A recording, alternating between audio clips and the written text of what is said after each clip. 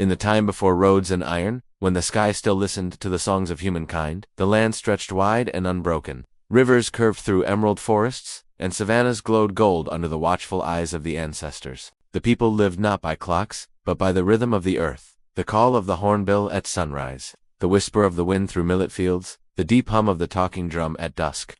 In a small village called Ninabini, hidden between mountains and mist, life followed sacred cycles. The elders gathered beneath the great baobab tree each evening, their stories weaving the past into the present. They spoke of the time when men could still hear the voices of spirits in the wind, when rainmakers called clouds with songs, and when the line between dream and waking was thin as a spider's thread. Among the people was a boy named Kwame, born on the night lightning kissed the earth. His mother said he came into the world holding silence, a silence that even the village drums respected. As Kwame grew, he listened more than he spoke. He listened to the rustle of grass, to the heartbeat of cattle, to the sigh of the river that knew more than it revealed. But one season, the rains forgot their path.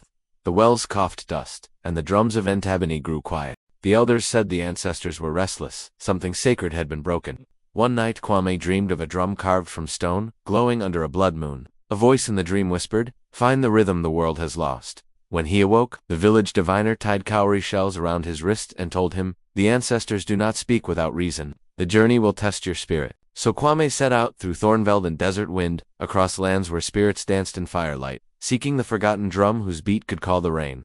Along his path he met wanderers and storytellers, a hunter who could speak to lions, and a woman who brewed memories into tea. Each encounter taught him something of the old ways, the sacred respect between man and earth, between word and silence. And as Kwame learned, the rhythm he sought began to rise within him, not from any drum, but from his own heartbeat, echoing the pulse of the ancestors. When he returned to Entebbe, the sky trembled with thunder. The villagers gathered, and Kwame took the ancient drum in his hands. Its first beat rolled through the valley like distant thunder, and the rain began to fall, heavy and forgiving. From that day, the people said the earth had remembered its song, because one boy had dared to listen.